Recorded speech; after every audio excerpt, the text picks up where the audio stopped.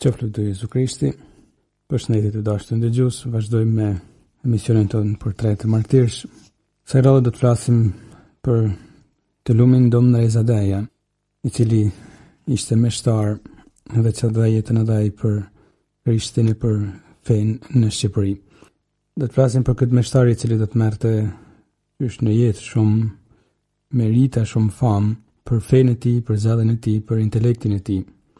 E që e vërteton fakti se kishte një famë të tillë, sidomos edhe ajo intelektuale, edhe fakti që u vra ndër të parë, ishte praktikisht i dyti meshtar që u përshkatu në kohën e komunizmit, me ardhin e komunizmit, me datën 25 mars të vitit 1945, vetëm pak muaj pas ardhes të pushtetit të komunizmit.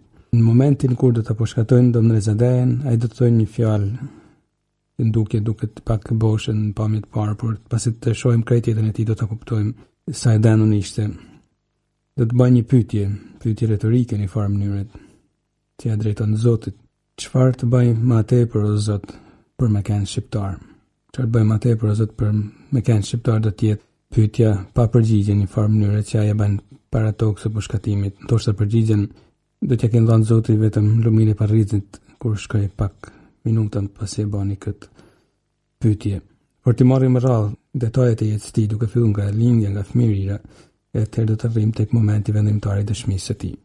Dom Reja ishte i biri i Gjonit dhe i Luçës, lindi në Shkodër me datën 3 nëntor të vitit 1891, edhe u pagzu më njëherë një ditë më pas.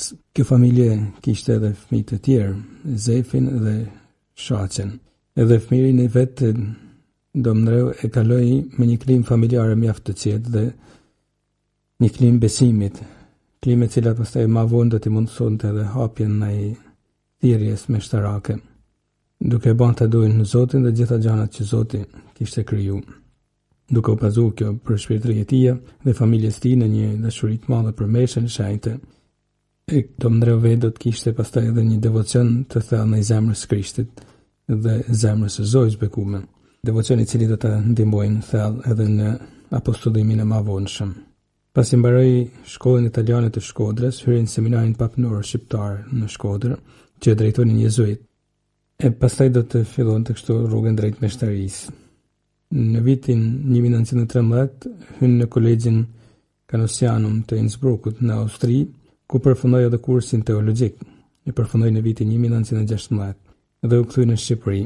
Kishte një zyrë si të mpret, angazhohej shumë në studim, edhe kishte për zemër formimin e vetë shpirtënor. Në skedin e tij personale në Kolegjin e Innsbruckut do të shkruaj: është i përshpirtshëm, i dashur burrnor. Kandidati ka shpresën për më të mirën. Domethënë linte për të shpresur shumë. Edhe formuesit e tij kishin një besim të madh te ky person dhe kishte fituar besimin e tyre, edhe për faktin se në atë kohë ishte rrallë, kishte dhënë edhe një ndihmë vullnetare ende seminarist në spitalin ushtarak të zonës në atë kohë, kur tashmë ishte lufta parabotnore, duke shkaktuar shumë viktima, dhe ky si seminarist ofrohej të jepte një ndihmë vullnetare me sa dinte në këtë spital, pra, në favor të smurve. Gjë ishte rrallë për kohën, por tregonte shpirtin e tij që vërsulej drejt horizonteve të reja, ndoshta edhe drejt aventurave ndërthojza pozitive të reja. Do të kthehej në Shqipëri dhe menjëherë do të shugurohej meshtar në katedralen e Shkodrës së bashku me lumin Dom Leksirdani, nga arcipeshvi i asaj kohe Tim Zoti Jaksereçi. Shugurimi do të ndodhte me datën 24 prill të vitit 1916. 2 ditë më vonë do të kremtonte meshën e tij të parë me solemnitet të madh në shenjtërorën e Zojës së Këshillit të Mirë. E ndaj Zojës së Këshillit të Mirë do të kishte vazhdimisht këtë devocion të veçantë, sikurse citum pak më sipër. Arcipeshvi, duke pasur cilësitë e tij intelektuale e shpirtënore, e mori me njëherë si sekretar të vetin, e i besoi ndërkohë dhe detyrën e zëvendës famullitar të katedrales së Shkodrës. E në këtë periudhë ishte famullitar i Shkodrës Dom Pjetër Gjura. 2 detyrat e tija si sekretari i arcipeshvit dhe zëvendës famullitar i përmushi me besnikëri të madhe deri në janar të vitit 1923, kur do të transferohej për në një vend një famulli tjetër, dhe edhe atje do të kishte mbështetjen edhe përkrahjen e peshvit të tij, i cili vazhdimisht e vlerësonte për tiparet e tij të veçanta. E njohim shpirtin e këtij meshtari të ri kur tashmë ishte vetëm 29 vjeç dhe ju përgjigj disa pyetjeve të vizituesit apostolik i Mzot Ernesto Koci, i cili kishte kërku nga gjithë kleri i dioqezës praktikisht, kishte kërku një relacion të usishëm me shkrim e rreth situatës të përgjithshme të dioqezit të Shkodrës. Edhe ky relacion mbështetet mbi disa pika që vetë vizituesi apostolik i kishte parashtruar dhe të cilës duhet i përgjigjeshin. Njëra prej pyetjeve ishte: çfarë mendon për mbarvajtjen e gjërave fetare në dioqezë? A ke diçka për të thënë? Përshkrimi është në një farë mënyrë të një konfidencë, mund të themi mirëbesim, një përfaqësuesi të kish, një hierarku të kish, edhe prandaj do të shprehën tone të tilla, pak pesimiste, ndoshta me drejtë, sepse këtë mendonte dhe ishte i ftuar të thonte që mendonte, duke na lënë të mendojmë se kishte një shpirt kritik i aftë për të bërë një analizë objektive. Kësaj pyetjet pra çfarë mendon për mbarvajtjen e gjërave në Shqipëri, në dioqezë, ishte përgjigj: kleri, sipas mendimit tim, është në përgjithësi i mpirë dhe i plogët, dhe i peshqvi është një lloj si kleri. Patjetër janë fjalë të mëdha, të vështira për të analizuar ndoshta në detaje, por lanë me mendu aftësinë e tij për ta thënë atë që mendonte. Dhe thoshte klerit i mungon harmonia dhe bashkimi mes tyre. Mungon edhe bashkimi mes i peshqvinëve, shkruante në atë kohë. Duke u bën njëkohësisht edhe zani me shtarëve më të rinj, shkruante kleri në përgjithësi është pak aktiv, është pak i zellshëm. Kleri i ri është më i mirë, por fatkeqësisht merret me veten nga rrymat moshuarve. E fjalët e tij në fakt kishin shkruar edhe 24 ndër 29 prej ftrenjtë të tjerë të krejt dioqezit të Shkodrës që ishin pyet në këtë rast në relacionin që përmendëm. Pra, një mestar i ri i aftë të ketë mendime objektive dhe të bante analiza e kritika objektive, që tregonte aftësinë e tij për të vënë analizuar situatat e dioqezës. I peshqvi i ri që erdhi pas arkiepishkupit më parshëm, i Mzot Lazar Mjeda, edhe ai do ta mante afër vetes, duke e majtë për rreth një vit si sekretar të vetin dhe ma vonë duke transferuar në familjet e tjera, vazhdimisht duke transferuar në familje ku kishte praktikisht shumë për të bërë, ndoshta edhe sepse kishte edhe moshën ende të re, por edhe duke pa aftësinë e tij të mëdha për të vënë jetë idealet, për të vënë jetë mekanizma të përshtatshme për ngjellëzimin e për të përballuar situatat komplikume. Në atë kohë bëhej fjalë për një varfëri të theksuar në të gjitha fshatrat e dioqezit të Shkodrës. Edhe prandaj nuk ishte as pak e kollaj të përballoje jetën e një familjetarit. Familjet e ndryshme që do mndreu pa të rastin të shërbente ishin familja e Barbullushit, Mali Jushit dhe Jush, Qafi Jushit në të veçantë. Ma vonë do të ishte familjetar në Bog, edhe aty për disa vite, sigurisht për disa vite edhe në Barbullush. Për disa vite do të ishte edhe në Shkrel, për një farë periudhet do të ishte, kur ishte familjetar në Shkrel, edhe dekan i gjitha familjeve të zonës së Malësisë Madhe, e emri arkiepishkupi i asaj kohe, pra i Mzot Lazar Mjeda, dhe ma vonë do të transferoj në familjen e Sheldis, ku edhe do të rrinte derisa do të arrestohej, do të rrinte atje familjetar për rreth 11 vite. Kudo që shkoj, la gjurmë të thella për dhurimin e vetvetes dhe për kushtimin, pra ndaj popullit, popull përgjithsisht shumë i varfën, e pikërisht kjo gjë e bante që gjithë populli ta donte, ta nderonte. Janë besimtarë të ish familjet e tij, e shumë të tjerë që e kanë njohur, të cilët thonë se Dom Rezade ishte meshtari i përshpirtshëm, edhe shumë i ndershëm. Ndoshta ishte pak i rrejt në disa raste, por ishte i ndershëm, i drejtë, serioz, ishte i matur kur ndërhynte, dhe gjithmonë i gatshëm që të ndihmonte gjithçka që kishte nevojë, sidomos më të varfënit. Në mënyrë shumë të fortë i paraqiste në forma të ndryshme binjet e veta, edhe kur e bëhej fjalë për ndonjë situatë që kërkonte guxim. Morali i tij ishte shumë i pastër. Zeg Simoni në 2003 ka dëshmuar në gjyqin që kisha ka bërë për lumturimin e tij, duke thënë: për domreun ton as djallë nuk ka mundësi të flasin keq, në kuptimin që nuk mund të gjente asnjë të patmetësi në karakterin e tij e në jetën e tij. Me ishte shajtë që ai kremtonte Kujtohen për dinjitetin e kremtimit dhe për dinjitetin që kishte përgatitja për predikimit që ai bante edhe fuqia e predikimit të tij. Gaspar Marleci, që kishte njoft kur ky kishte qenë fëmijë e kishte dëgjuar predikimet e veta, ka thënë për Dom Ndreun, në mënyrë të veçantë i kujtoi predikimet e tij, të cilat i bante në mënyrë të jashtëzakonshme, saqë besimtarët që dëgjonin gjatë predikimit i bante të binin në gjunjë e ta puthnin tokën me nderim. Përshkrimet që lanë me kuptu se si arrinte të rrënjoste në zemrat e besimtarëve fen me bukurinë e fjalës e të ideve. E thamë kishte shumë për zemër devocionin në Izojës bekume, sidomos thoi se Këshillit Mirë që ishte pajtoria e Shqipërisë. Edhe devocionin e kësaj nane qiellore do të përpiqej pak të rrënjoste kudo që të shkonte në përfamulli të ndryshme. Devocion të veçantë kishte për Shën Jozefin, edhe atij besoi gjithherë, shpeshherë para se fillonte ndonjë aktivitet me fëmijët në përfamulli, i merrte dhe shkonte para figurës së Shën Jozefit dhe aty i mësonte fëmijët i thonin ndonjë lutje Shën Jozefit për të kërkuar edhe hire. Kudo që shkonte, kishte vështirësi ekonomike. Vështirësi të theksuar pati kur shkoi në famullinë e Barbullushit dhe i takonte të krijonte praktikisht një famulli të re në qaftë i ushit, e cila është sipër në Kodër, dhe ishte shumë e vështirë. Madje dëshmitë thonë se nuk pa u kurrë një ditë mirë në kuptimin jo se ishte penu për zgjedhjen që kishte bërë, sepse nuk i vinte keq që i mungonin shumë gjana. Kjo ishte jeta që kishte zgjell, por kishte shumë vështirësi për të çuar përpara veprimtarit të ndryshme, madje nganjëherë duke përdorur pikërisht llomën ku thoshte mesh për disa kohë, duke përdorur edhe për lan katekizëm, për të prit njerëz kur vishin se s'kishte vend tjetër. Derisa u transferu famullitar në Bog në vitin 1924. Edhe atje do të kishte shumë vështirësi sepse ishte një farë mënyrë të pakish, pa qelë edhe atje e pa një vend ku do të zhvillonte aktivitetet baritore.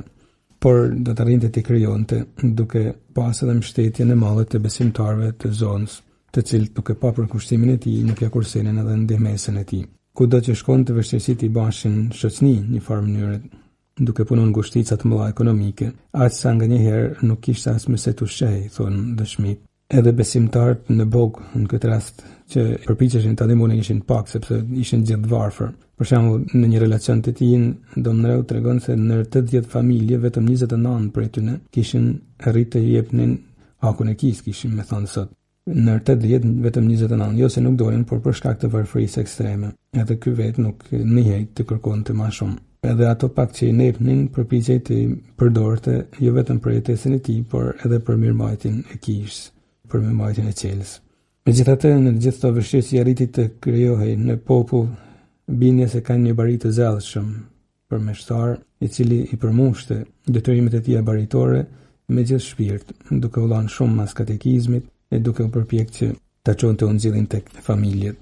Madje pikërisht duke u përpjekur që ta përcjellte unxillin e Krishtit sa më mirë tek zemrat e besimtarëve, Dom Ndreu do të bante një punë monumentale në formë mënyrë, duke realizuar, duke shpjeguar katekizmin e Kishës Katolike, të vërtetat kryesore të besimit ton në vargje. Praktikisht katekizmi në vargje do të ishte një përmbledhje, një libër që vetë Dom Ndreu do të shkruante, duke përmbledhur të vërtetat e ndryshme të besimit ton në vargje. Siç ishte pak zakon edhe në atë kohë, por Dom Ndreu do të shkëlqente në këtë pikë. E pikërisht Dom Ndreu t'i atribuohet edhe urata më e famshme në gjitha këto katekeza në vargje. Unë prej Zotit jam i krishterë. Dom Ndreu tha që i atribuohet kjo uratë. Kjo uratë e cila thot diçka që për Dom Ndreu do të rezultojnë profetike. Unë prej Zotit jam i krishterë, e kështu du gjithmonë me kenë. Qysh në ditë që më kanë pagzu, në këtë fe shajtë jam i shkru. E në këtë fe unë du mërnu, kam me vdek, e s'kam me lëshu. Për Dom Ndreu do të rezultojnë profetike, thash, këto vargje, sepse në fakt Dom Ndreu do të vdesin për fen të cilën sikur se po e shohim përpiqej vazhdimisht ta çonte në zemrat e besimtarëve. Përpiqej të çonte jo vetëm fen, por edhe kulturën, dhe në fakt në çdo famulli që shkonte, edhe pse me mangësi të theksuar, përpiqej të hapte ndonjë klasë, si punë shkollet, ku fëmijëve s'pakut të mësonte të lexonin e të shkruanin. Edhe i peshëve i tij Zot Mjeda e vlerësonte haptas edhe në letrat që i shkruante shumë për këtë tipar të theksuar të tij që kishte pra për zemër shkollimin e brezave. Edhe gëzoi shumë për një gjatë të tillë, duke e lavdruar, duke nxit që të vazhdojnë pra një iniciativë të tillë. Kudo që gjendej, edhe në shkrel kudo shkonte më vonë, do të përpiqej të siguronte që të kishte një klasë për shkollimin e fëmijëve pra. qoftë ajo dhe shumë e varfën, shumë modeste, por të mëson të thash gjanat basa me shkru e me lexu. Patjetër edhe ndonjë gjë më tepër kur mundësit ja lejonin, por e tregon dëshirën e tij për ta përçuar tek njerëzit kulturën. Kujdesi i madh i Domreu do të ishin edhe të varfënit, më të varfënit sidomos. Jo vetëm të varfënit nga ana materiale, por edhe në katënor të nënshëm të zonave, Domreu do të përpiqet t'i afronte me zemrën e tij, me fjalën e tij. Në mënyrë të veçantë, Domreu do të përkushtohej për të smurt e përplest, duke shkuar të vizitonte shpesh të çonte sakramentet e kungimit, rrëfimit e kur ishte rasti dhe të vojimit. U përpoq në malësi, kur ishte në shkrel, të nxiste që të çonin sa më shumë ilaçe, kryqikuq që gjendin atë kohë, kërkonte i peshvit që të nërhynte që të shkonin në kryqikuqet dhe të krijonin një farë ambulance, të çonin sa më shumë ilaçe, sepse ishin tepër të pakët ilaçet, edhe nuk bëhej fjalë pothuajse për asnjë lloj ndihmët mjekësore për smundjet e ndryshme që kaplonin ndoshta zonat. Domethënë përpiqej që t'i vinte ndihmë këtyre zona të vujtuna sado që mundte. Mes një pune të tillë kaq të madhe, një veprimtarie kaq të madhe apostolike, mund të themi edhe kulturore, edhe jo vetëm kaq, por edhe përpjekjet për të lehtësuar vujtjet ekonomike të zonës, mas pak a shumë 10 vitesh qëndrimit në Bogë, i vjen urdhri nga arqipezhi për të transferuar për shku në fshatin e Sheldis. E thamë në fillim, në fshatin e Sheldis, Domreu do të qëndronte rreth 11 vite, deri në ditën kur do të arrestonin, por në momentin kur i erdhi urdhri për të transferuar nga Boga në Sheldi, ishte një moment i vështirë për ta, një transferim i tillë, sepse nuk e priste, pasi kishte arritur të rrënjosej mirë në atë zonë. Fjala mirë nuk nënkupton komoditetin patjetër, por kishte arritur të njihte zonën edhe të hynte në zemrat e njerëzve, ta kishte më të lehtë veprimtarinë e tij baritore. E prandaj shkputja tashmë ishte pak shokuese për të.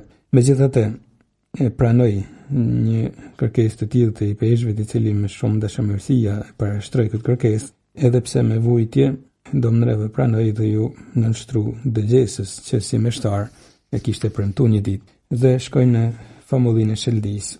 E dëgjesa binja e tij e bani mrekullinë e vet, sepse u fut plotësisht në realitetin e ri të kësaj famullie të vogël, por shumë besimtare të Sheldis, duke vënë punë aftësitë e tij të mëparshme edhe metodat e tija për të bante lullëzonte ajo bashkësie krishterë, aq shumë sa ta friksonte diktaturën komuniste se sapo do të vinte në pushtet. Pra veprimtaria e Domreut në këtë fshat të vogël, Sheldis, Tragamit, Masrekut pak, por me qelën në Sheldi, do të bante që të binte syrinë e pushtetarëve komunist. Pra vazhdoi aktivitetin e tij në Sheldi derisa e arrestuan, thamë, duke qenë një mbrojtës i palodhur i fesë, i dheu dhe i dinjitetit të shqiptarëve. Domreu do të rreshtohej në shkrimtarët më të mëdhenj të katolicizmit shqiptar. Madje ishte ndër 7 shkrimtarët më të mëdhenj, duke u rreshtuar së bashku me Argjer Shfishtë, Nimzot Vincenc Prenushin, Adbert Edin Palaj, Dom Aleksandr Sidanin e tjerë, duke qenë i shtatë në ato, në shtatë më të rëndësishmit. Domreu me të vërtet do të shuhej për tiparet e tij intelektuale, sepse sikur të kishte vazhduar me këtë ritëm të bukur që kishte në jetën e tij, patjetër do të kishte mundësinë të prodhonte shumë më shumë për kishën e për Shqipërinë. Madje sa ishte edhe në jetë që fillon të quajnë poeti Amel, apo poeti e ëmbëlsisë, filloi ta thrisnin në Shkodër. Do të shkruante shumë melodrama, për shembull melodrama e tij e famshme Ora e Shqipnisë, Rrëthimi i Shkodrës, Rozafa, që mbeti e papërfunduar, Rruba e Kuqe, Te shpella e Bogdanit, Hijet e Zeza e tjerë. Ishin të gjitha melodrama që ky vinte në skenë dhe menjëherë patjetër kornin sukses në kuptimin që binin syt në vesht edhe të pushtetarëve të kohës. Muzikë për këtë melodrama i kompozonte gjithmonë Don Mikel Koliçi, shumë meshtar i famshëm e i përgatitur për në sferën e muzikës. Ishin shkrime të tija të Domreut që marrin gjallë shpirtin kombëtar. Edhe jo rastësisht njëna prej këtyre dramave të tij tërhoqi vëmendjen edhe të vetmëretit të qeverisë tij.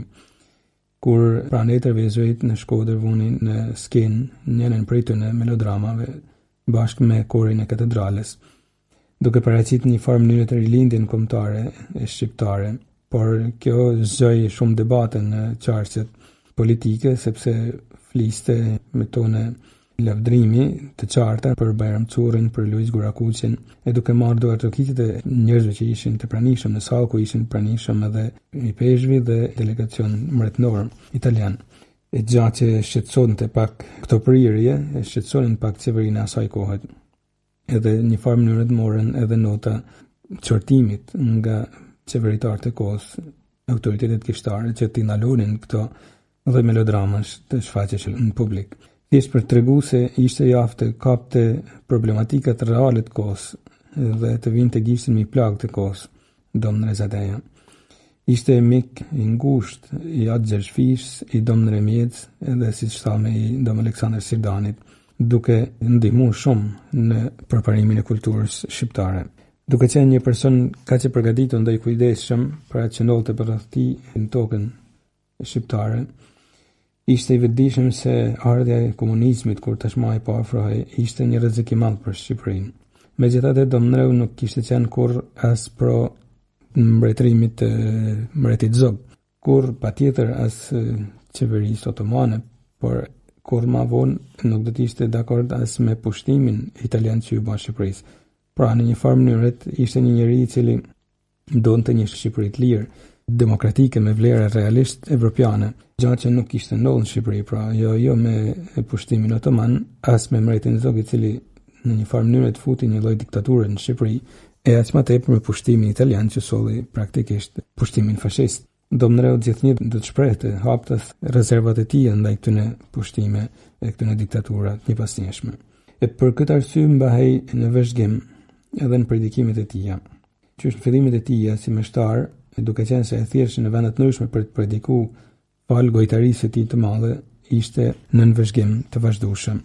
Megjithatë, kur do të vinte komunizmi në fundin e nëntorit të vitit 1944, do të pikasej më njëherë ai dhe Dom Lazer Shantoja, por edhe të tjerë, por në mënyrë të veçantë Dom Ndreu, do të pikasej më njëherë për të vëzhguar në të gjitha predikimet e tija. Edhe ndodhi që pikërisht kur po predikonte një herë në Shirok, me rastin e festës së Shnarrokut që lut Shiroka, në predikimet e tij kishte thënë: Shqipërisë po i vjen një re e zezë me një ideologji të kuqe, edhe po emulon krejt Shqipërinë, e kur do të fillonte shiu i kësaj reje, atëherë të gjithë do ta kishin kuptuar se për çfarë reje bëhej fjalë. Praktikisht ishte shpreh haptas kundër ideologjisë komuniste, ideologjia kuqe pra, e cila po vinte me Shqipëri dhe do të fillonte një shi persekutimesh. E në fakt, shiu i persekutimit do të fillonte, pikat e parë shiu do të binin edhe mi kokën e Dom Ndreut, do të ndodhte arrestimi, me njëherë 3 muaj masi komunizmi do të vinte në Shqipëri, do të arrestohej me datën 4 shkurt të vitit 1945. Pikërisht pra pas këtij predikimit në festën e Shnarrokut në Shirok të Shkodrës. Do ta justifikonin arrestimin e Dom Ndreut në Shëldi edhe me disa akuza patjetër të rreme, por të parashtrume në atë formë që të banin të mendonin se ishte një njeri që kundërshtonte pushtetin popullor. Ndodhi që në gjithë Shqipërinë komunistat filluan më njëherë mbledhjen e armëve, duke përdorur si taktikë terrorin, duke vrarë për çdo fshat apo lagje të qyteteve në Malsina, duke vrarë nga një person mundësisht të nderuar e të ndershëm e të pafajshëm, për të futur terrorin tek gjithë, e mundësisht edhe sa më të njoftën në zonë, për të futur terrorin tek gjithë banorët e tjerë, me justifikimin që dorëzonin armë, por shkonin e vritnin edhe ata që armë nuk kishin. Banin një mbledhje në fshatin e Shëldis, ku e ftuan edhe Dom Ndreun, pikërisht për të bërë thirrje për dorëzuar armët, ku Dom Ndreu nuk shkoi në fakt në këtë mbledhje, dhe komunistat kishin marrë urdhën në atë kohë, siç do të shohim pak më poshtë, që të vrisnin edhe pa gjyq. E kështu ndodhi. Në fakt atë ditë kur mblodhin kryefamiljarët e Shëldis, akuzuan një farë Tom Markut se kishte armë në shtëpi dhe nuk i dorëzonte. Ai nuk kishte armë, nuk kishte çfarë dorëzonte, dhe për këtë arsye filluan ta torturojnë, ta rrahin në mënyrë tepër barbare. Banorët e Shëldis edhe sot që janë të moshuar, në atë ku ishin fëmijë, kujtojnë britmat e këtij djaloshi që e kishin futur në pyll në zonës aty dhe po e rrahnin e bërtiste, derisa krisi një pushke e cila kishte qenë praktikisht plumbi që kishte vrarë Tomin e shkret. Duke futur të merrin gjithë Shëldis dhe patjetër Dom Ndreu e dinte se mund të themi dallga do të përplasej pikërisht mita, duke qenë bariu i këtij fshatit. Edhe se Dëshiron të tregonte se nuk e kishte frikë këtë dallg, Çanull, dumreu të nesërmen duke mos u friksu as pak për rrezikun që I kanosej, por besnik në emisionit vetë si bari, deshti t'i bante një varrim dinjitoz edhe të krishten Tom Markut që e kishin vrarë komunistat. Edhe ky veprim I dha një shkak edhe më tepër sigurimit shtetit që ta arrestonte pra, me datën 4 shkurt si shtamë në vitin 1985. Akuza tjetër kishte qenë edhe se një farkol Sheldinja kishte strehu në Sheldi Dom Lazer Shantojan, I cili kërkohej nga komunistat dhe nuk e kishin dorëzu pra pushtetit popullor, kështu quaj. E atëherën, sipas tyre ishte një bashkëpunëtor direkt I kundërshtarëve të partisë. E arrestuan Kol Sheldin, Dom Lazer Shantojan, më parë e pastaj edhe Dom Zadejen. E duke qëndruar me një dinjitet me të vërtetë admirues, si meshtar që nuk trembej në momentin kur po arrestonin, atë morën dhe e shoqëruan oficerët e sigurimit shtetit në Shkodër, duke e myll më parë në shtëpinë e Kalamitrave, që ishte kthy tashmë në burg e pastaj në burgun në madh të prefekturës, ku e mbajtën derisa apo shkatuan. Atë Luigi La Rosa, jezuit, shkruan në kujtimet e tij në atë kohë, pra ishte bashkëkohës. Arrestohet një tjetër meshtar, Dom Zadeja, famullitar I Sheldis, ndoshta poeti më I mirë shqiptar I këtyre viteve të mrame. Është I paditur se ka pas lidhje me partinë e ballit kombëtar, se I ka marrë strehim disa bashkëpunëtorëve. Imzodzev Simoni ma vonë do të pohonte se Dom Zadeja u arrestu vetëm se ishte ndër figurat qendrore të kishës. E komunistat e njihnin shumë mirë aftësinë e tij intelektuale që kishte, që mendonte për këtë arsye të arrestonte sa më parë, duke I dhënë një sinjal shumë të fortë friket gjithë kishës katolike. Do të arrestohej shumë shpejt edhe Dom Mikel Koliçi, që Zoti ka dashur të bante gjithë atë burg, por më vonë të shoqërohej kardinal me lirinë fetare, duke kaluar gjithë dallgën e periudhës komuniste në burg, por në mënyrë për të dhënë dëshmi. E asaj periudhë është edhe arrestimi I Dom Mikelit. Disa ditë pas arrestimit të Dom Zadejs, I lumja Giovanni Fausti do të shkruante një dëshmi mjaft të gjatë, duke dashur me përshkruar krejt situatën e asaj kohe. Atë Giovanni Fausti do të ishte edhe një ndërmartir një vit më vonë, por në atë kohë I shkruan nga Tirana ku gjendej e prorit e tij të vetë përgjithshëm në Itali pra në Rom se si po shkonte duke rënë gjithnjë më tepër situata e kishës katolike në Shqipëri. Edhe është një dokument mjaft I gjanë dhe I qartë për të pa kontekstin e cilën u gjend kisha e asaj kohe u gjend konkretisht Dom Zadeja. Por pasi pushimit shkurt po kthehemi me citimin e kësaj letre të atë Giovanni Faustit.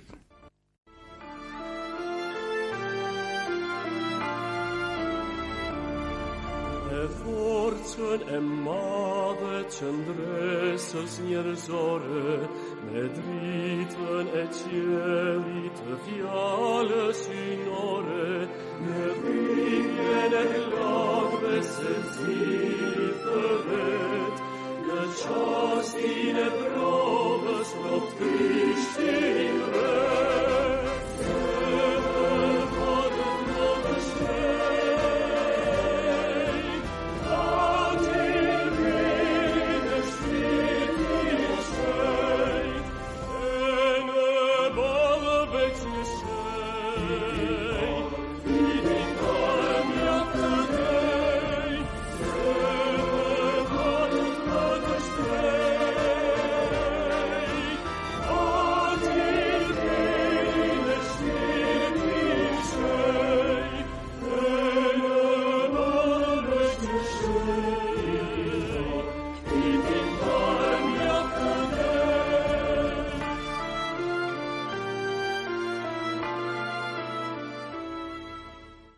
A Giovanni Fausti shkruan një letër mjaft të gjatë, të cilën nuk mund ta lexojmë gjithën për shkak të minutazhit tonë kufizum, por një pjesë të saj më kryesore. Shkruan: me qenë se kohët e fundit katolikët shqiptar gjenden në një gjendje të vështirë, e ndjejmë për detyrë të informojmë autoritetet të larta krishtare, siç do të kuptohet gjendja është delikate. Qeveria që është formuar këtu dëshiron të jetë qeveri demokratike, dhe kështu quhet me fjalë. Në të vërtetë lindi një koalicion mes Partisë Komuniste Shqiptare në varësi të asaj jugoslave të Titos. Edhe më poshtë do të shkruajnë se si praktikisht kudo valviten flamuj me yllin e kuq të komunizmit dhe të gjitha shoqatat që do të lejohen në zonë në Shqipëri, pra duhet të kenë patjetër një frymë komuniste edhe mundësisht edhe në emrin e tyre të kenë edhe fjalën komunista, sepse nuk lejoheshin ndryshe. Edhe do të përshkruajnë ndikimin e madh të Jugoslavëve të asaj kohe në qeverisjen shqiptare. Ma poshtë do të shkruajnë në lidhje me kishën, gjendjen e kishës. Në fillim u tregu respekt ndaj fesë, duke premtuar liri kulti, shtypi dhe organizimi, por dihej nga burimet e tjera se qëllimet e udhëheqësve kryesor në lidhje me këtë nuk ishin as pak qetësuese. Tani në Tiranë janë 3 meshtarë të burgosur, atë Frano Kiri, franceskan, për cilin nuk dihet mirë arsyeja, Dom Josef Marksen, misionari i mirë gjerman, i vënë në shënjestër ndoshta për shkak të vizitave të shpeshta që i bante konsulli gjerman më parë dhe autoriteteve ushtarake gjermane më pas, dhe Dom Lazar Shantoja, shkrimtar i njohur dhe orator i mirë. Lajmet e ardhura nga Shkodra janë mjaft alarmuese. Nga burimet sigurta është marrë vesh se famuljetari i Shkodrës, Dom Mikel Koliçi, është në burg. Është kapur edhe famuljetari i Sheldis, Dom Ndrezadeja, Ad Dionis Makaj, famuljetari i Nikajt dhe Ad Geg Lumaj, edhe ai franceskan famuljetari i Beris. Atë Mati Prendushi, provinciali i franceskanëve, u burgos 3 ditë dhe pastaj u la i lirë. Rregulltarëve dhe rregulltareve ju desh të psonin edhe shumë mundime prej padronëve të rinj, veçanërisht të mundimshme që janë edhe kontrollet e bëra në institutet e ndryshme rregulltare dhe në shtëpitë e klerit. Edhe etërve franceskan të Shkodrës ju bën kontrolle të shumta të imtësishme, por në mënyrë të veçantë u vunë në shënjestër etrit jezuit të Shkodrës. Plot 18 herë ata ju nënshtruan këtyre vizitave pa u mbushur ende 3 muaj prej ardhjes së regjimit të ri. Interesant, 18 herë janë bë kontrollin në seminarin e Shkodrës për 3 muaj. Donin gjenin atë që nuk mund të gjenin, por do të shohim më vonë se si do të rrjedhin ngjarjet ato shpiknin akuza. Vazhdon letra e Giovanni Faustit, edhe tek ata si edhe tek motrat servite dhe tek franceskan u hapen edhe varret e kishës. Imagjinoni, hapin edhe varret për gjithë gjanat që dëshorshin se mund të fshihet. Seminaristët e seminarit papnor ju nënshtruan pastaj kontrolleve personale të imësishme e pak të hijshme dhe pastaj së bashku me etrit i mlodhen në mens me një mitralozë të vendosur para tyre. E do të vazhdojnë duke treguar se si në nënkresnimin e tyre pranuan që të strehojnë të hapin një mens edhe partizanëve për krishtin e seminar, pra duke mundur të gjejnë një farë akordit vetëm për të shmang terrorin që nuk kishin si ta shmangin sepse më vonë do të përplasej edhe për seminarin. Në këtë gjendje vazhdon letra në përfundimin e saj, as pak të mirë për të krishterët edhe më e pasigurt është e ardhmja. Çfarë do të bëhet me të burgosit e shumë politik me cilëve shumë katolik të shuar në çdo pikpamje, për të cilët lexohen në gazeta akuza e kërcënime të vazhdueshme. Kjo që përshkruan atë Giovanni Fausti është korniza, mund të themi, e përgjithshme për të treguar frymën brenda së cilës u arrestu Dom Ndrezadeja, të cilin e akuzuan me ato akuzat që thamë më sipër, pra se kishte fshehur Dom Lazar Shantojen e të tjerë, gjoja si organizator pra për të ndonjë grushti shteti, mund të themi. Dhe do të fillonte gjyqi bashkë me torturat menjëherë. Në fakt hetusia që do të pasonte ishte sfilitse, duke torturuar në mënyrë me të vërtet makabre. Gjatë marrjes në pyetje do ta torturojnë aq fort sa që dëshmitar thonë që kur delte do ndreu nga aty duke më fort i vdekur se sa i gjallë. Me datën 14/2/1945 nga gjykata ushtarake e Shkodrës u ban një seancë dhe të nesërmen u la edhe vendimi. Dënimi ishte dënimi me vdekje. Dom Ndrezadeja bani apel në Tiranë duke kërkuar ndryshimin e këtij vendimit, por jo vetëm që nuk u bën ndryshimi, por bile gjykata e lartë e Tiranës e rënoi dënimin, kuptimin që jo vetëm që lën fuqi dënimin me vdekje, por dha urdhën edhe për konfiskimin e pasurisë të lujshme të palujshme. Pra një makabritet i programum. Atë Luigi La Rosa, jezuiti që citum më sipër, shkruante: "Qarkullojnë fjalë të ndryshme rreth gjyqit që zhvillohet me dyrë të mbyllura punër me shtarit Dom Ndrezadeja, e krenëve katolik, prek cali e shok. Burimet besueshme sigurojnë se meshtari, ndërsa shpallse nuk ka kryer asnjë krem politik, pohon se nuk mund të bashkohet me ideologjinë komuniste. Dom Ndrezadeja do të jetë i njoftun për trimninë e tij. Patjetër torturat ishin të tmerrshme dhe s'kesi të thush trimnia në këtë rast, domethënë të mos jesh i turbulluar për i torturave, por përballë torturuesve Dom Ndrezadeja do të qëndronte prej me të vërtetë në shpirt, duke i habitur dhe torturuesit e tij. Megjithatë, thash, torturat do të bëjnë të vetën. Do të thoshte duke sfilit për të çdo imagjinatë. Do të thoshte Dom Mikel Koliçi që kishte qenë në burg bashkë me të, Gjatë torturave, klithmat e tij ishin me të vërtetë të dhimbshme. Ato tortura të tmerrshme që njëna pas tjetrës binin mbi trupin e tij.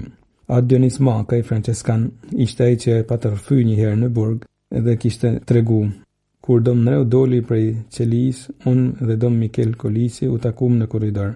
Dom Ndreu më tha: "A Dionis, duhet të rrfehem, pasi po na çojnë për të na pushkatu."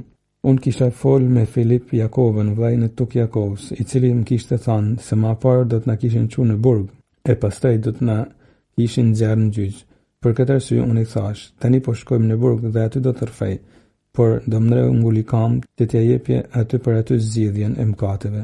Unë ja thash: "Por me kush që sapo të kishim shku në burg, do të rrfej me një herë." Sapo arritëm aty, në fakt Dom Ndreu u rrfy. Të bën të prekesh në shpirt feja këtyre njerëz që në mes torturave kërkojnë zgjidhjen e mëkateve. Interesant, nga një anë Dom Ndreu ngul kam që të jepet zgjidhja e mëkateve, nga ana tjetër atë Dionis Makaj ngul kam që sakramenti i rrëfimit të bëhet ashtu siç duhet, edhe në të raste ekstreme që duhet të rrfehesh, pra ti përmahet doktrinës katolike deri në maksimum, ndërkohë që përreth situata ishte vërtet e tmerrshme. Bën të shohim fenë të kristal që kishin në shpirt. Me këtë fetë kristal në shpirt, Dom Ndrezadeja do të pushkatoj me datën 25 mars të vitit 1945. Atë ditë do të ishte një festë dyfish për kishën katolike. Data 25 mars është data e lajmërimit të Zojës, ku Angjeli Gabriel do t'i tregojnë Zojës bekume se prej saj do të lindin Jezu Krishti. Atë ditë 25 mars kisha përkujton momentin kur biri i Zotit realizon mrekullinë më të lartë duke u ngjizë në krahënorin e Zojës bekume, duke u bërë njeri, duke hyrë në historinë e Bosnjës një herë për gjithmonë.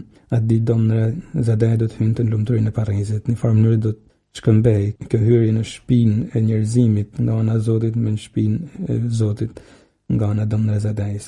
Por atë ditë kisha festonte edhe dielën e Larit në atë vit, të binte pra në atë periudhë liturgjike, ku Jezusi do të hynte në hyrjen e tij solemne në Jeruzalem për të filluar pastaj javën e madhe kisha. Dom Ndrezadeja do të hynte në Jeruzalemin qiellor. Në një farë mënyrë i takon kështu të jetë edhe profetike dhe vdekja e tij për të treguar në atë javë të madhe që po hynte Shqipëria, e cila do të përbahen nga mundimet dhe nga lavdia e ngjalljes për ata që ruajnë fen deri në fund.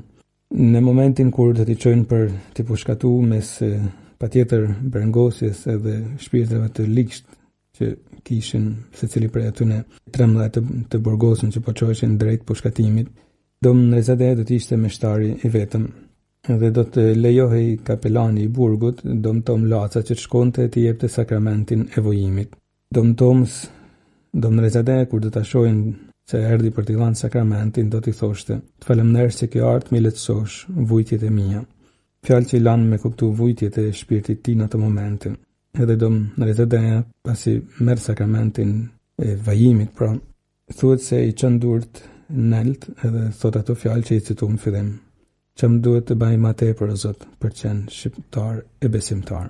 Një pyetje shumë e thekë, e dhimbshme, siç e thamë edhe në fillim, por që bën me kuptu se ai ishte përpjek gjatë gjithë jetës që të bante sa më shumë për Krishtin, të bante sa më shumë për Shqipërinë, e që mu desh me ba më shumë që nuk e bana. E ndoshta kjo do të me thane edhe një tjetër gjë. Dom Ndrezadeja e dinte se po bante veprën më të madhe që mund të bante. Çam duhet bëj tjetër përveç se me dhan jetën o Krisht për me qenë shqiptar deri në fund, pra me rrit vlerat e vërteta shqiptare. Nuk ishin shqiptar ato komunistë, ishin shit ideologjive të ardhurën prej tjetër ka, ku Krishti nuk mretënonte. Nuk ishin shqiptar as ato shqiptar të mëparshëm që kishin shit në vetveten ndaj ideologjive tjera, jo të krishterë. Prandaj çamo desh të bëj më tepër për të qenë shqiptar në formë mënyrë, pra kështu e ruajta fenë e Krishtit deri në fund, edhe dhash jetën për të ruajtur identitetin tonë si krishterë si shqiptar. Ajo fjala që kishte shkruar te urata, unë prej Zotit jam i krishterë, pra në këtë fe du më rënu kam e vdekje, s'kam me lëshu, realizohet në Dom Ndreu. Ai po vdiste për fenë e nuk e lëshonte. Do të kishte qenë shumë e kollajt për një intelektual si atë për të zanë vend në rallë e komunistave, edhe për të zanë vendet mirë, nështë edhe favore të mlana, por nuk e bani, sepse donte të qëndronte besnik Krishtit e Shqipënisë. Në këtë moment do të ndodhin edhe një bisedë profetike tjetër, ku dallohet se shpirti i shahid në rastet e martirizimeve mes turbullimeve patjetër të mëdha e merr ndor situatën. Një farë Arif Selimi, i cili po pushkatoi së bashku me të që nuk ishte katolik, Patjetër me pikëllimin e shpirtit, sillet ai thot domnëraut i ban një pyetje enigmatike. Ku po mlen o domnëre? E domnërau e kupton mirë pyetjen edhe i përgjigjet: do të jesh bashkë me mua te Jezu Krishti. Në farë mënyrë ky person kërkon që t'i napin pak dritë shpirtit tij që po ishte në terr në atë moment pushkatimit të padrejt. E domnërau e kupton se shpirti i këtij njeriu po bërtiste si shpirti i atij hajdutit në kryq për bëri Krishtit, kur i thot kujto për mua o Jezus kur ti jesh në mbretërinë tënde. Edhe domnërau që kishte qenë gjatë gjithë jetës mbarshtues i Krishtit, në emrin Krishtit kishte kremtuar meshin, kishte zgjidhur mëkatet. Tash në emrin Krishtit i garanton parrizin këtij personit. Thash një bisedë patjetër profetike shumë e thellë, ku vetë Krishti me shpirtin e tij duket sikur e merr dorë situatën. Edhe i lexojmë edhe herë pyetja ishte ku po mlen domnërau zbashkët me mua do të jesh te Jezu Krishti.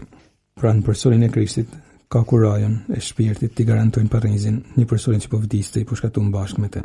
E atëherë domnërau do të fillojnë të recitojnë besojmen me zot të lartë, besojnë të nxonë atin e gjithë pushtetshëm, e ndërkohë batarja e skuadrës së pushkatimit u shprazmita. Vdiq duke thënë besojmen, pra duke shpall fen, duke e thënë me gojë atë që kishte shpall me jetë për sa vite.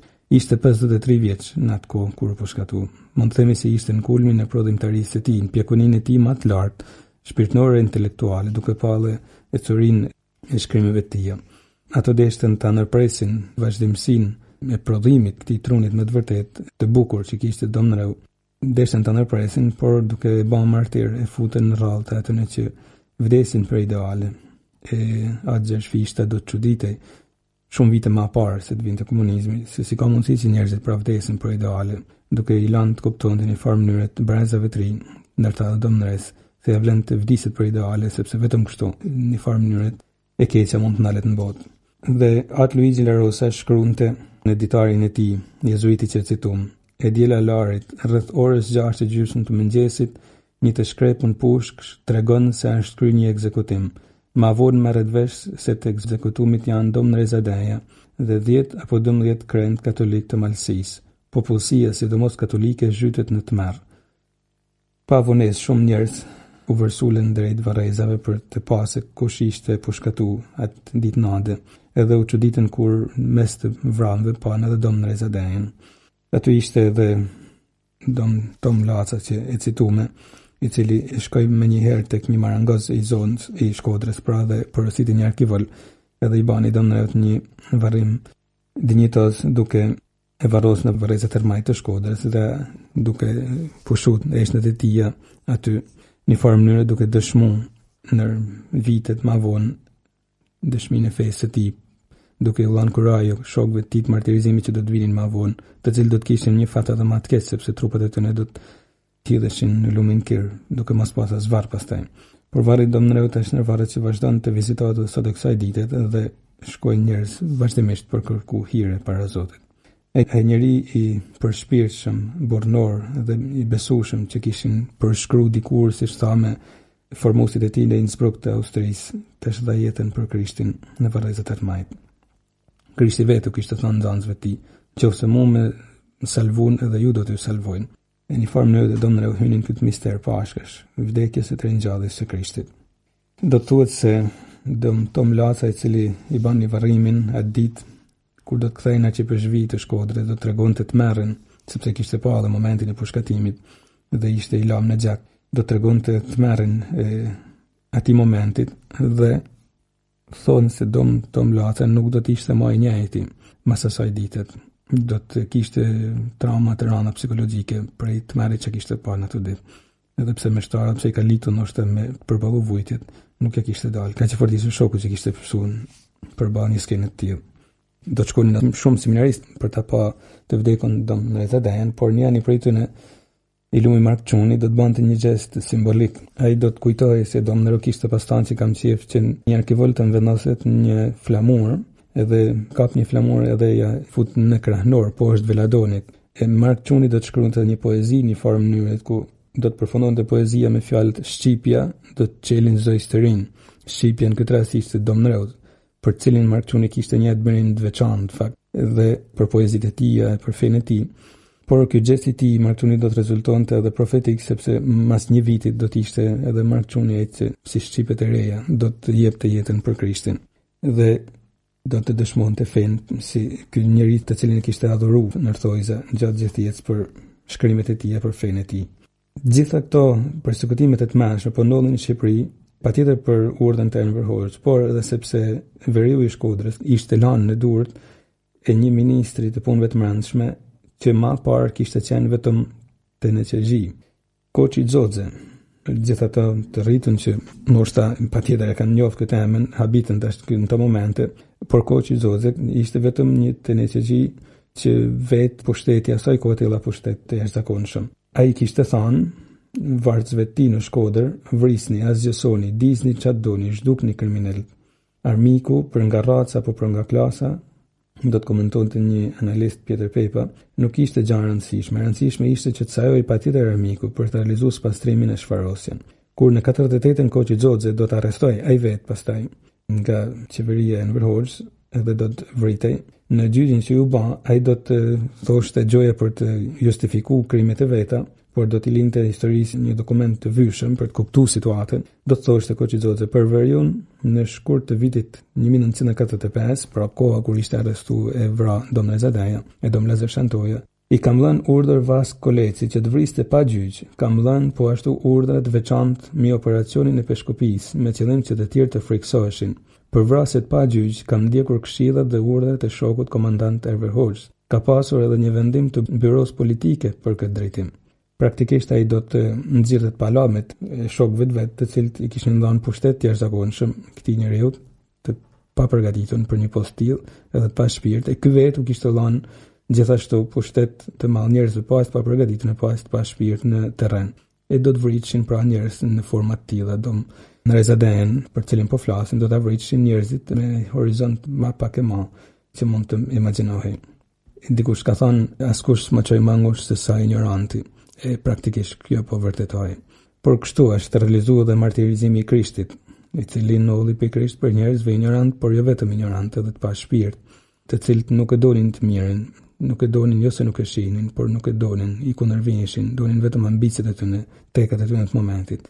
Por në këto situata, dhurohet jetën, në këto situata ndriçohet bota duke dhuruar vetveten, edhe martirt që të cilëve jeta u shkoi për kot ndërthojza, e dinin se janë futur në misterin e Krishtit, të cilit edhe jeta e tij shkoi për kot nga ana toksore, nëse mund të flasim kështu, por hiri i Zotit pikërisht këtu bën mrekullin duke bërë që martirizimi të shndrohet në bekim për kohën për të shnrit të dalin nga terri i urrëties brezat që jetojnë në atë kohë, me perspektivën gjithmonë të ringjalljes që na sjell Krishti i ringjallën e feja në Krishtin.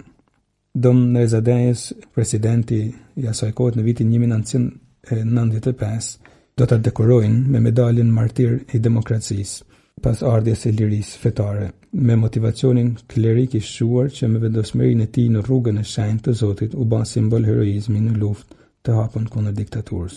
Duke rehabilituar, mund të themi kështu, figurën e tij e cila u poshnu pikërisht për njerëzve të pa shpirtit, pa horizont të kohës, që kishin pushtetin, duke i kthyer edhe një herë respektin e dinjitetin që meritonte. Kjo figurë me të vërtetë e ndritën. Të mësojmë prej shembullit të Dom Rezadejs, i cili e çoi deri në fund, siç thamë, atë që kishte thënë teorata që kishte mësuar, edhe e lusin ende sot në përkisha të gjithë. Unë për Zotit jam i kështen, e kështu duhet gjithmonë me kenë. Qysh në ditë që jam pak zunë, këtë fej shajtë jam i shkru. E në këtë fej unë du mërnu, kam më vdek e s'kam me lëshu. Dom Rezadejs që nuk e lëshoj, i sigur se kështu është afër Krishtit. Edhe kush është afër Krishtit, as vdekja nuk e më poshtë, por e fut në lavdin e jetë pasosën, në lavdinën të ringjallur që është Krishti. Prej atje lutet për ne, prej atje ndërmjetëson për ne para Krishtit. E me ndërmjetësinë e tij prej lumërisë parrisit është i pomarrim edhe bekimin.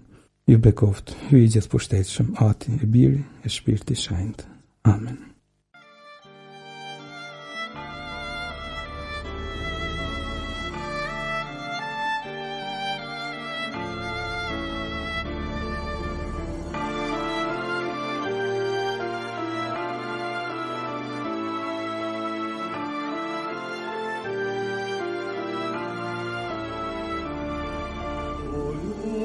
Petale, Gasiari, përgjatur, o hyjen liques, libarin e përgjatur,